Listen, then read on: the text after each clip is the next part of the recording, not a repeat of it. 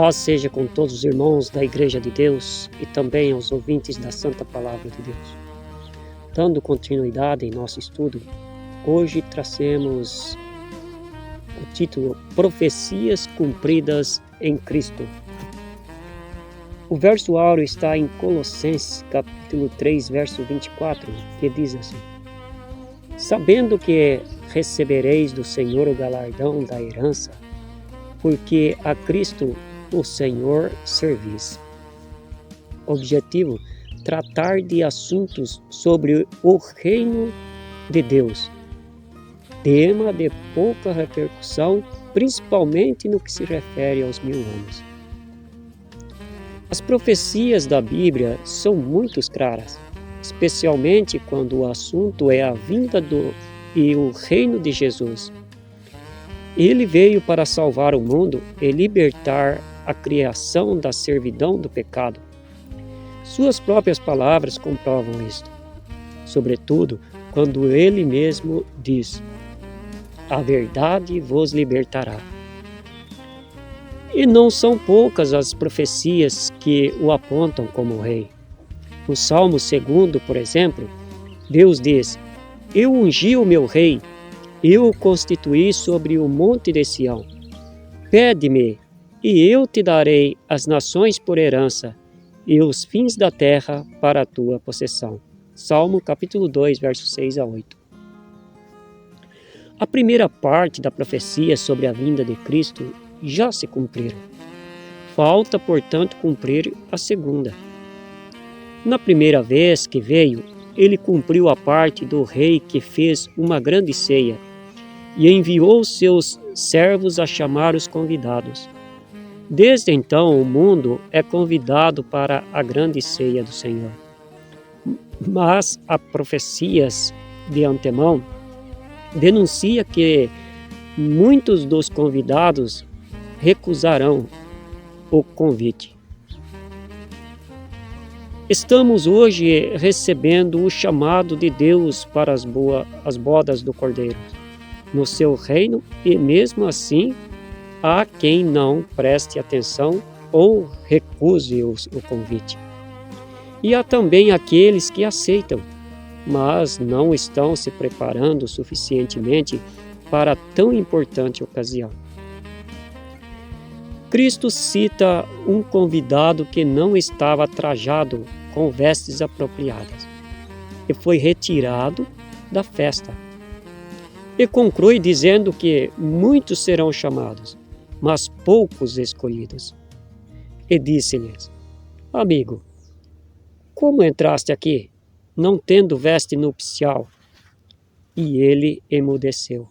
Mateus capítulo 22, verso 12. O mundo hoje está ouvindo o chamado do Senhor. Cristo disse que a seleção dos convidados para a grande ceia será feita quando ele voltar. Além de que muitos são chamados, mas poucos serão os escolhidos. Marcos capítulo 13, verso 27 diz assim: E ele enviará os seus anjos e ajuntará os seus escolhidos, desde os 4 ventos até a extremidade da terra, até a extremidade do céu. A segunda parte do plano de salvação inicia-se com a volta de Jesus. Será neste período que se cumprirão as profecias referentes ao seu reinado de 1000 anos sobre a terra. O mundo religioso em peso acha impossível que Cristo volte para reinar sobre a terra. Mas foi exatamente isso que ele prometeu. E são sobre isso. 1 Coríntios capítulo 10, verso 13, diz assim: Não vos sobreveio prova que não seja comum aos homens, mas Deus é fiel, que não permitirá que sejais vós provados além do que podeis, antes dará saída para a vossa prova, de modo tal que podeis suportar. A parte mais difícil ele já cumpriu: nascer na natureza humana e sem o pecado da concepção. e morrer pendurado no madeiro pelos pecados de toda a humanidade. Ele desceu às partes mais baixas da terra, disse Paulo, e por isso Deus o exaltou. Ele lhes deu um nome sobre todo o nome. Toda família no céu e na terra precisa tomar este nome, pois o Pai deu ao Filho todo o poder no céu e na terra, e o constituiu herdeiro de tudo, inclusive do seu nome. Este é o principal critério no tocante ao propósito da preparação. E toda a língua confesse que Jesus Cristo é o Senhor, para a glória de Deus Pai, do qual toda a família nos céus e na terra toma o nome.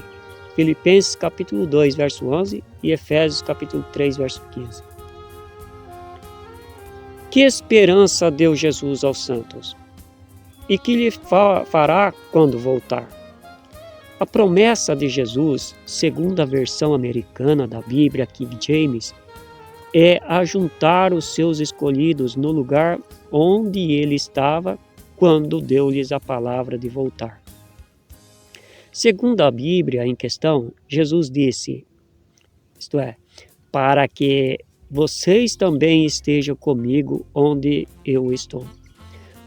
Outras versões da Bíblia, em português, descrevem a fala de Jesus da mesma forma. Voltarei e vos recebereis para mim mesmo, para que onde eu estou estejais vós também. João 14, verso 3. Que diz a Bíblia sobre a noiva e as bodas do Cordeiro?